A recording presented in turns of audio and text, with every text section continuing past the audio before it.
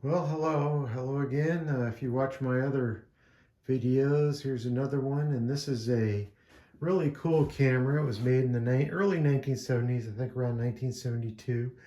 It looks a lot like a Canon Scoopix 16S, but it's black, and you think, what is this thing? Well, it's a Canon double Super 8, and the Canon marketed it as the Canon DS8. Double Super 8 is 16 millimeters wide, but it shoots the Super 8 format. It uses a 100-foot spool of double Super 8, and then you shoot one side, you flip it, and then you shoot the other side like regular 8 millimeter. But in this case, it has the Super 8 perforation, so you get that larger frame size. This one has a modification at the top here, and it had a different socket on it, and it was a little 4-pin or 5-pin plastic socket, and that was for the Optosound attachment where you could shoot sync sound with this camera. I replaced that with this BNC connector because that other one I couldn't find a matching male plug for it, so I took this little cover off with the 4 screws, and then I installed this BNC connector. Well, that outputs the 1 time per frame signal that you would need to set up a sync sound type operation. Anyway, this has a lot of features. It's packed with really cool features.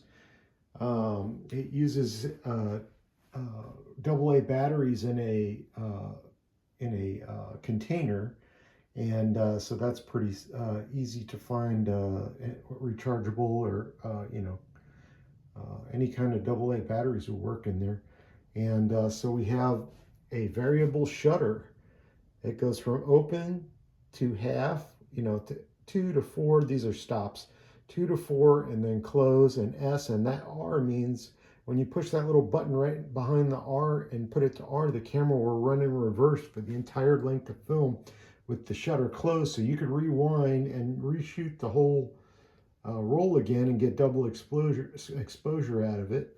It has a little socket back here, and you can put external power to it, 12 volts if you have the right connector. And it took me a long time to find that connector, but then I made a little pigtail type 12-volt adapter for it. But it really isn't necessary because you just reuse AA batteries in there.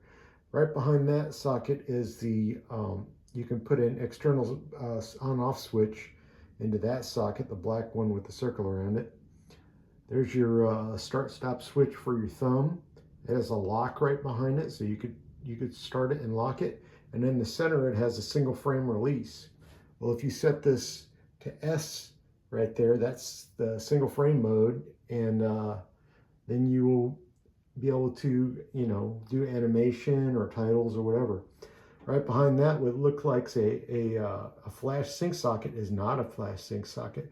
It is a PC style socket, but it's for starting and stopping a cassette recorder.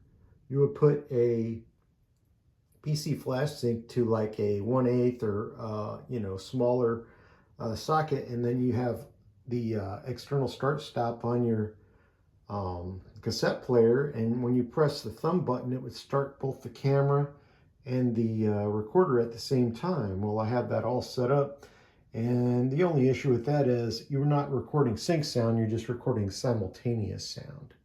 And so, like I've done with my other cameras, I test fit this Sirui Anamorphic lens to my zoom lens, and it fits with the with the proper adapter. It fits perfectly, and no vignetting, anything like that.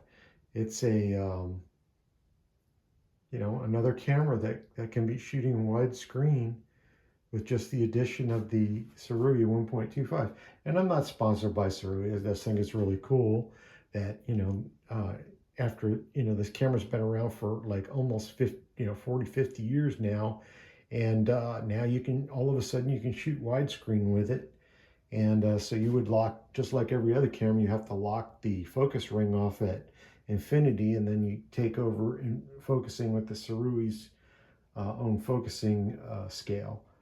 And let's see, what else has this camera got going for it? Oh, you can manually set the film speed, and then you can have all the way up from 12 frames a second, 18, 24, 36, and 54 frames a second.